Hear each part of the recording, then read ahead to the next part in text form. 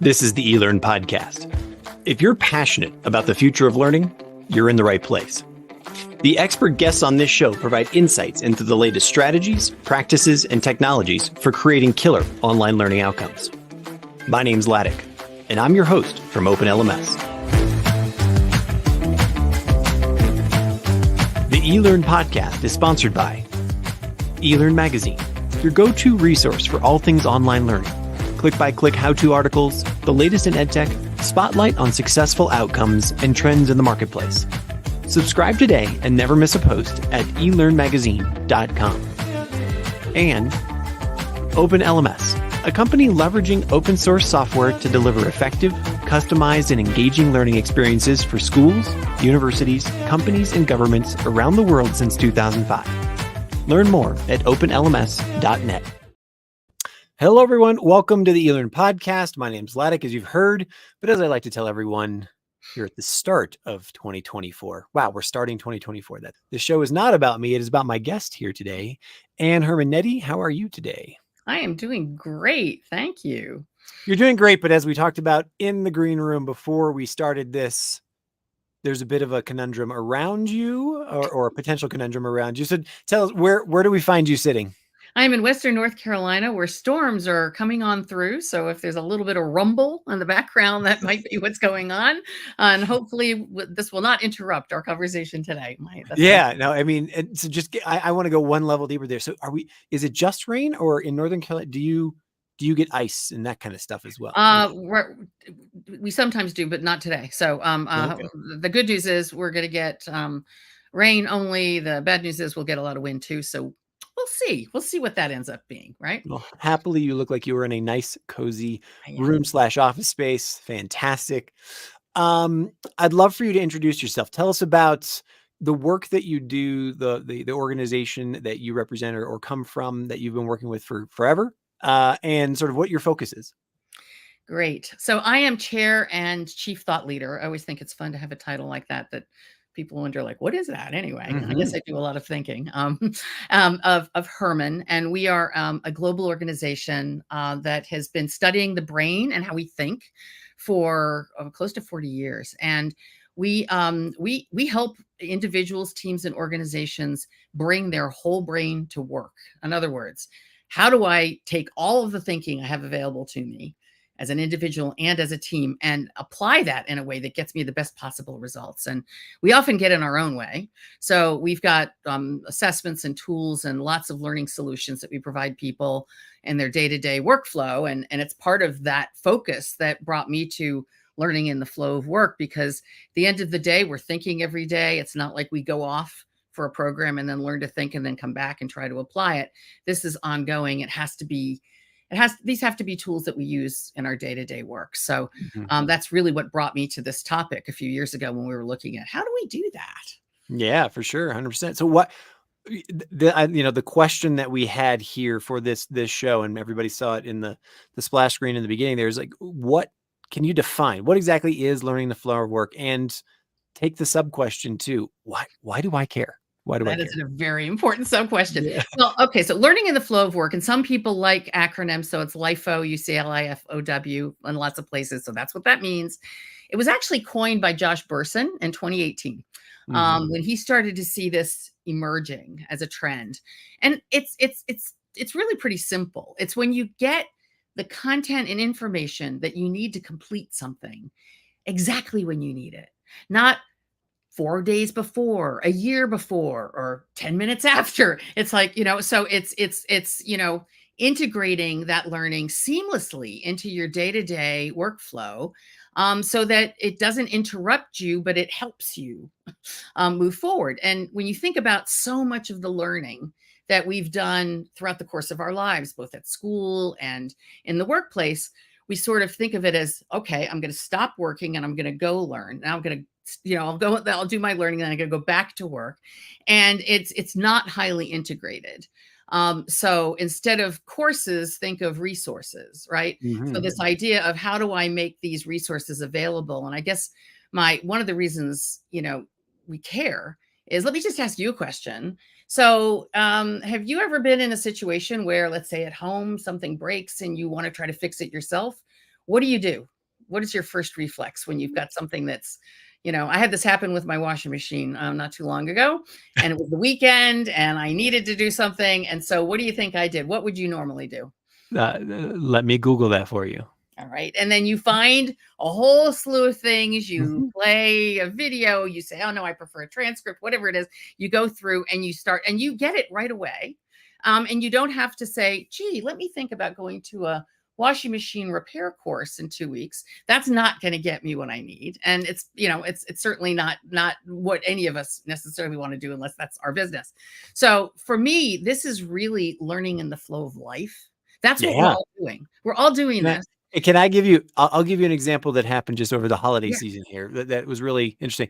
My middle son has a computer, and okay, I'm embarrassed to say this. I'm embarrassed to say this because this is going to call me out so bad.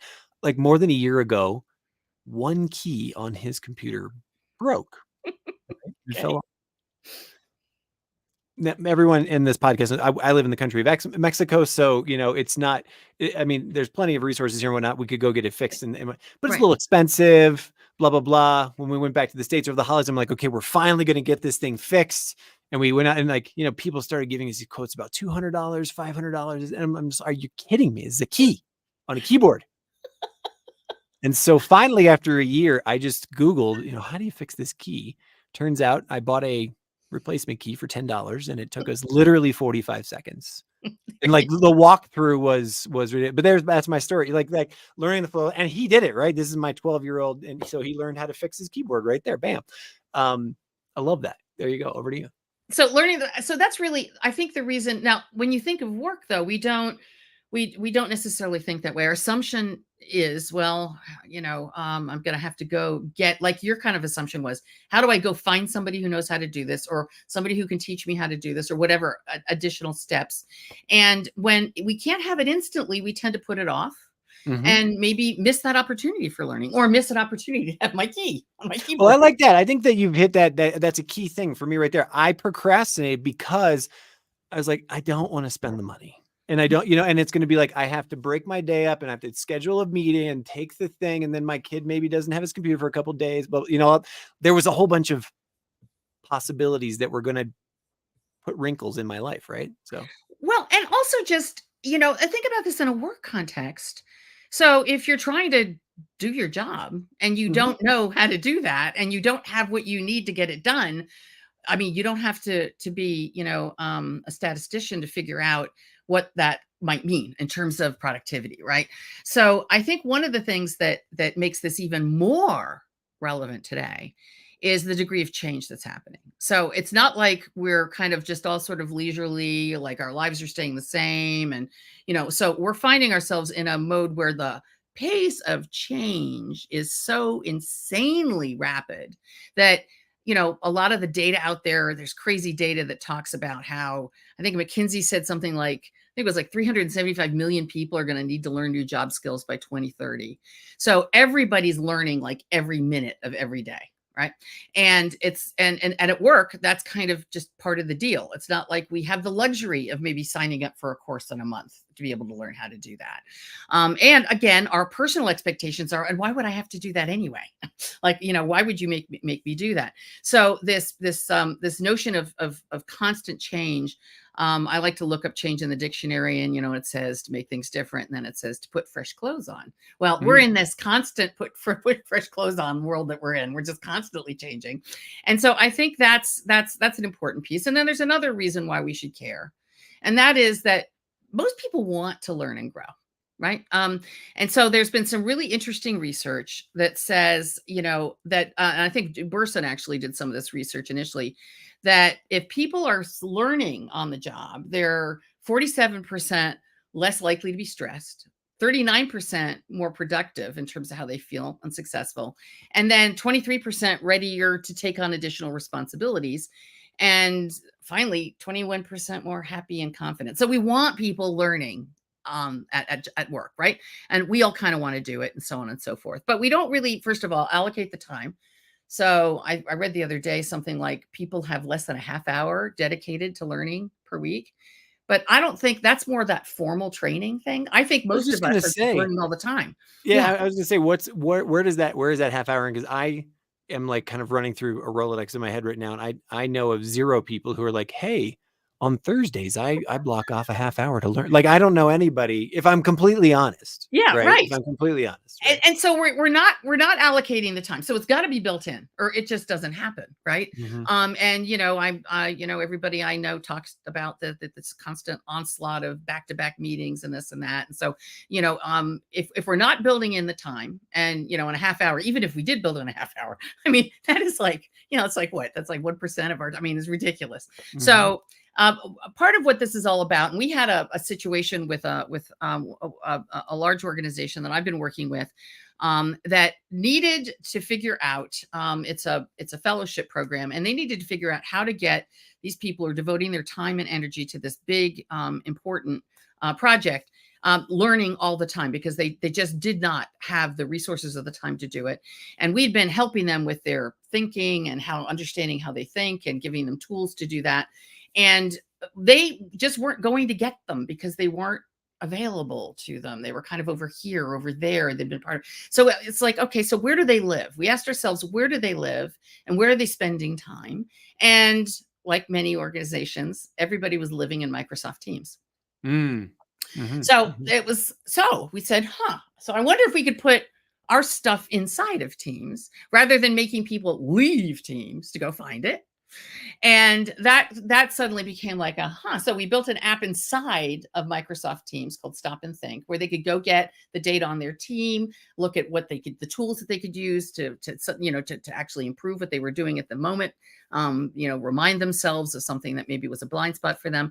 So it was really kind of an aha moment for us, which is that we had all these years sort of said, well, it's right there. It's right there. It's right there. Well, no, really where they needed it was literally where they're living. And we're sort of, somebody said the other day, where people are apathetic with all of our like constant apps that we're in, and you don't want to have to go from app to app to app to app to app all day, right? It Sure, just guys. It's like it ultimately, and we've had other people on the show here just talk about how much friction is there between you and that learning nugget, or that aha moment, or whatever it is, right? And even moving to a new app, or moving to a new application, or just flipping back and forth between email and Teams and that other thing.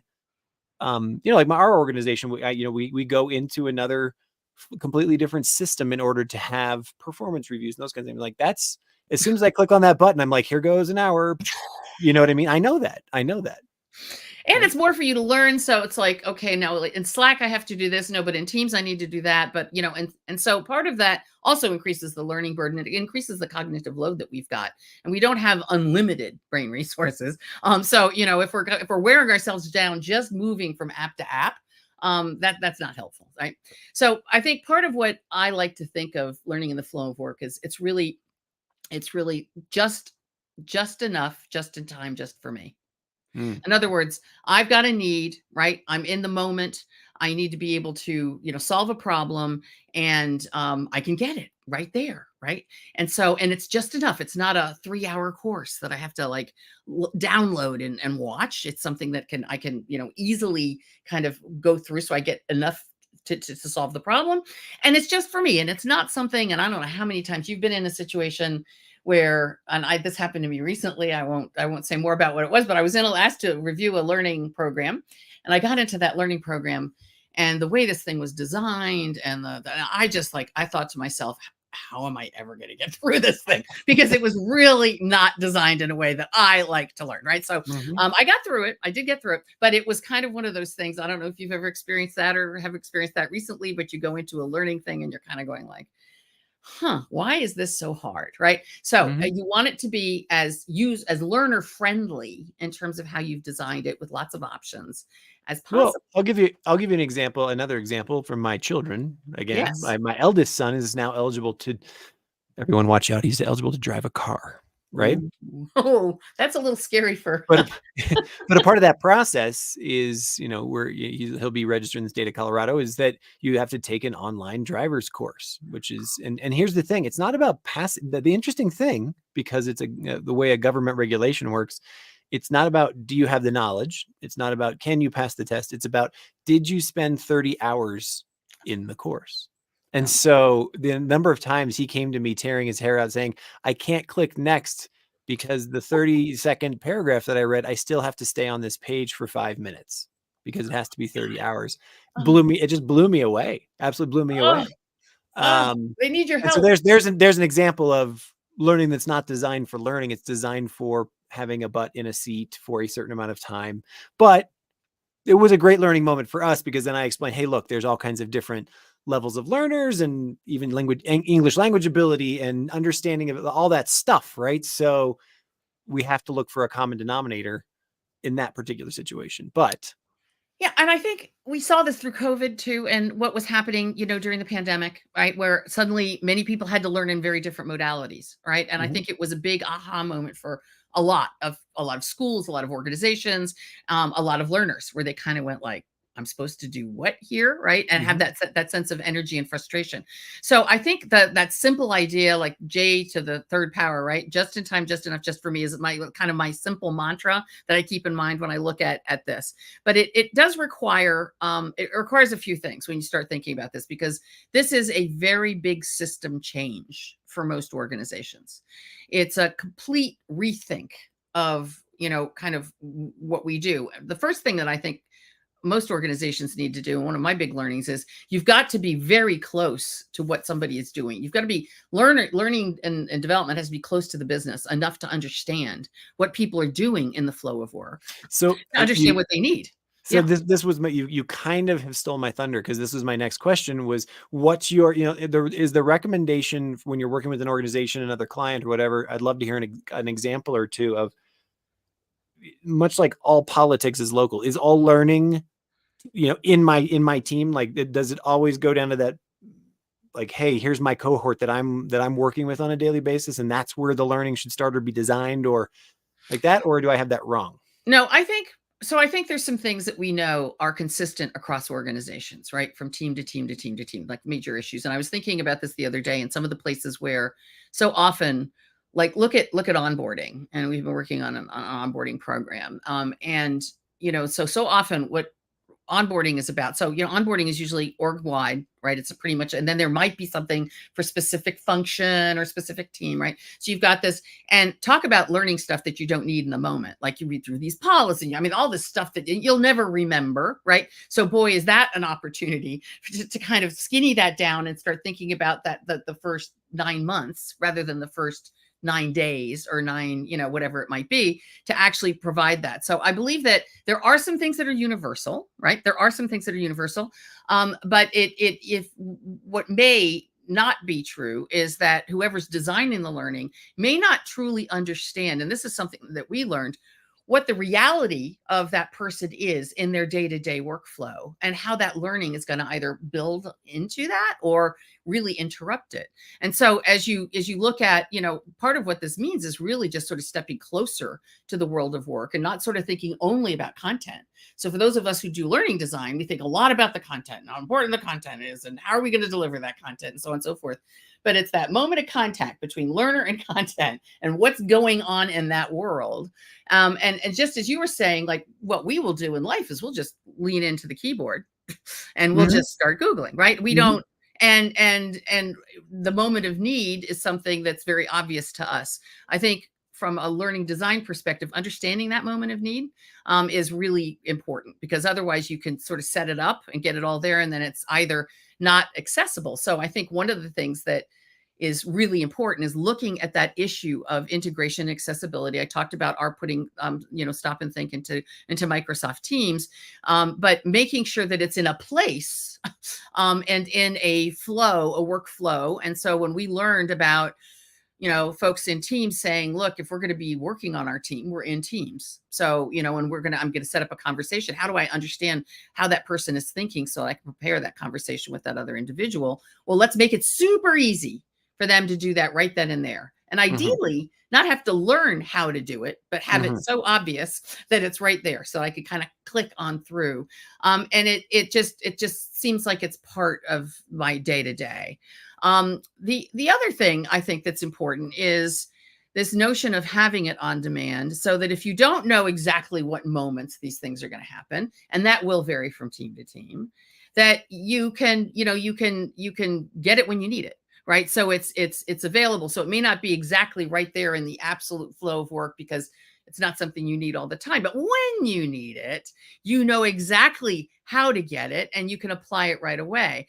And so this notion of having the right things on demand, designing it in a way that it's right at your fingertips, it's not complicated to figure out. It's not a burden for me to figure out how I'm supposed to learn, like you described with your son. Like I get into this and then what am I supposed to do here? Right. Where am I supposed to go? Or I've got to change apps and all that kind of stuff. So that notion of just making it super available and on demand, so that, I don't have to find the time or attend a course. It's there when I need it is something that, again, from a design perspective, and maybe these are little micro learning pieces that I can put together that are available. And if I want to do something longer, I can download that. But I also Right. have the option of doing these little, bursts of learning that are just exactly, I'm a manager. I've done some feedback training. I've got a session I know that's going to be tough with one of my direct reports.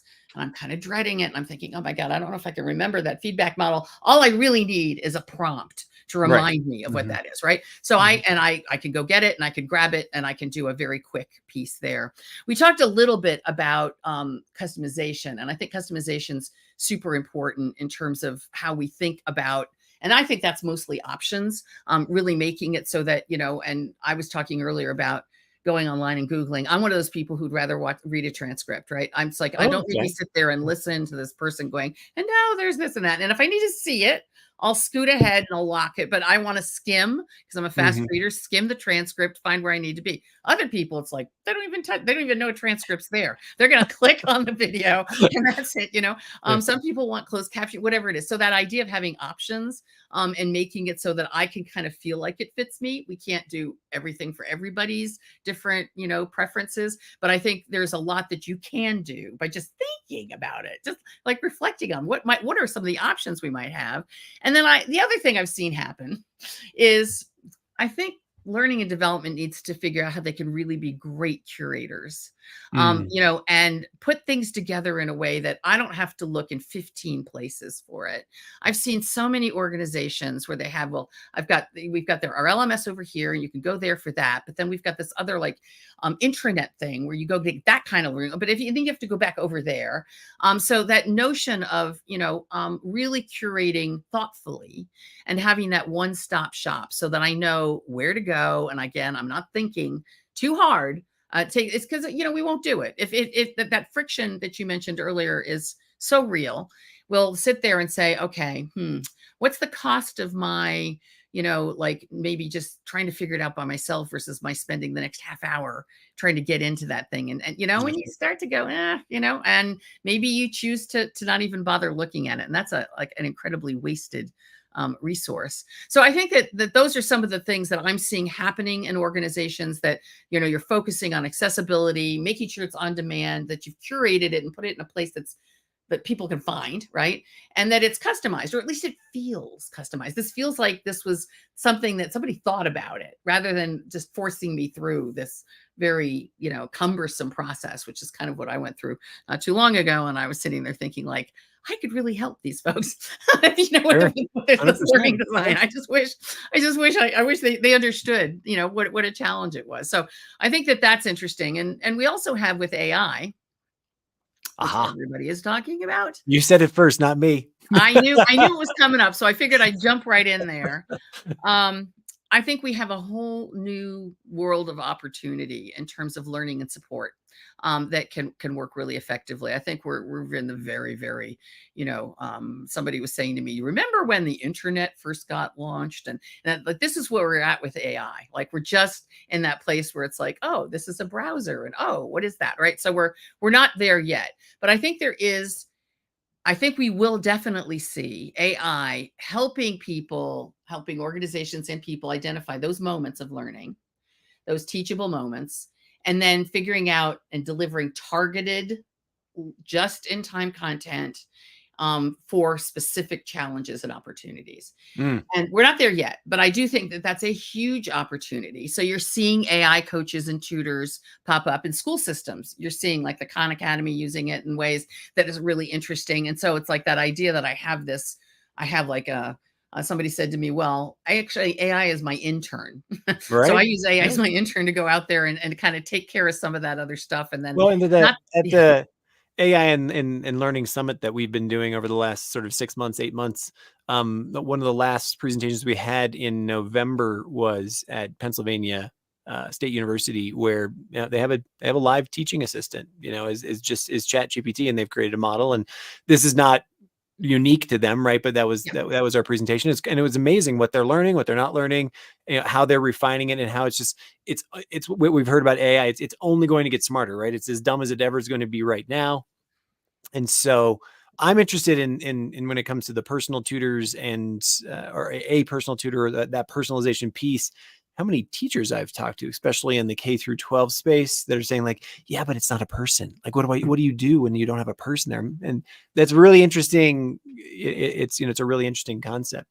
I want to call out. We have a comment that came in from an anonymous user. It doesn't give us their name, unfortunately, but they're saying that they're not sure if it's considered a right, as in like, like a human right. But given the pace of the work environment and technology, it seems like what we've been talking about here, it's a necessity, right? Learning in the flow of work is it's a necessity. I don't So think we thank, have mhm. any choice. I think actually, and I think what's exciting for me as somebody who's like been working in the learning space for most of my career, this always sort of seemed like a nice to have, right? It was kind of like, yeah, but when budgets got cut, we all know what would happen, right? We get cut very, very quickly, right? Was the learning and Mhm. development budget. At this point, this is not a nice to have in my view. And I think both learners and organizations are waking up to the fact that if we're not continuously learning, we will see a decline in our ability to compete. It's quite rapid, and that's true for individuals who are in the job market as well as companies who've got people working there. And I'm excited to see that learners are more and more demanding of the Mhm. fact that they need access to the right stuff. Mhm. They don't always feel empowered. Most of the time, one of the biggest complaints I hear from people around learning. So you say to them, so, what's your biggest challenge when it comes to learning? What do you think people will say is their biggest challenge during the work week? Finding the time. Yeah. So that is the number one. Even I saw a study the other day of L&D professionals, learning and development professionals. They said the biggest challenge for them to do learning was time. And I'm thinking, okay, so this is a universal problem. So I do think that there's a mindset shift that we need to have. 100%. Yeah, Yeah. this comes from, let's think about it. Like when we started our conversation talking about it, we used to go to school and then we would like stop learning and go home, or we would go to go to training and then go back to work. This mindset of it's kind of I'm in or I'm out. That's just not the way our brains work. I mean, our research shows that our brains are constantly learning all of the time. So this idea of compartmentalizing it and being able to kind of slot it in. So I do believe that one of the things that we're going to see happen eventually, but organizations that are really smart are doing this sooner rather than later, is that they are creating a context and an environment where people feel it's safe for them to say, look, I got to go learn this. I need to, that they can build that into their workday without feeling guilty about it or feeling like they're wasting time or they're taking time away from work. Mhm. Learning is part of the work. Right. But we're not there yet. We are not there yet. And I think a lot of individuals they almost feel like guilty about it. It's like, well, I'm going to go off and I'm going to do this. And when in fact it's like what I need to get my job done. They don't want to let their manager know, and so on and so forth. So I'm hoping that our current circumstances where change is such a forcing function, that our mindset will shift and we'll start to see organizations wake up to the fact that they need to plan. A manager needs to say, I know that my team needs to spend this amount of their time every week in doing the learning they need to do to stay ahead. And years ago, we used to hear about Google giving people that one day to go off and explore or whatever. I mean, that was a long time ago, but the idea behind it which is that we're intentionally building in that time, is, I think, going to be essential for people to be able to survive in today's environment. And it's actually, as we said earlier, it's like, you feel good when you've learned. I mean, people feel happier, they feel more successful, they feel like they're growing, they love your company more because they feel like they're actually, going to feel like they're getting something out of their day-to-day work. So it's actually a really good decision to make.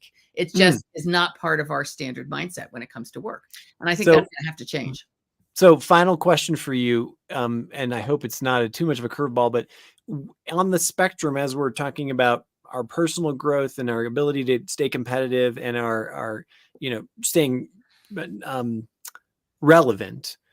Yeah. There are many times when we are going to want to make a real big shift, right? I'm going to want to move from sales to support. I'm going to want to pivot in my career. I'm going to want to, move to a different company.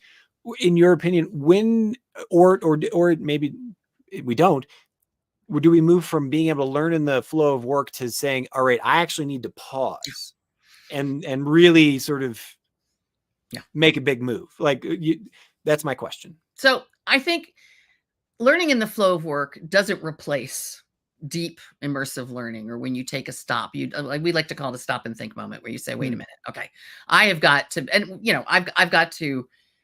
there's a lot that I need to learn in a very short period of time. And it has nothing to do with the flow of my work at all. So that is a decision. We see people make that decision all the time. I was just talking to somebody on our team who is moving from finance to HR. Right. And she said, so I know that the first 3 months of my job is just learn. Like I'm doing, sure, I'm going to try to do everything I can, but I feel like I've stepped into a different planet. All the acronyms are different. Everything's different. And she's excited, but she also needs to be able to stop and take that moment and say, how much do I need to learn, and how do I build this in, and how do I make it okay that I've got some basic training that I need to do here. So I think it's a very healthy thing to do. We know from all of our research that in many instances, people do get to a point where they feel like, okay, is this all there is? I want to be able to expand my thinking way beyond the role that I've been put into. And so those are moments in time that are really important. And, so there'll still be a place for that deep immersive learning that we sometimes need to do. But you often do need to say, because of the time issue, if you're going to take your, let's say you get your half hour, if you're going to try to make that move a half hour a week, it's going to take you way too long to be able to feel like you can make the leap, right? So there are moments in time, and I think people need to feel like they have permission to stop and say, I'm going to make this move, and I'm going to go ahead and do that deep dive.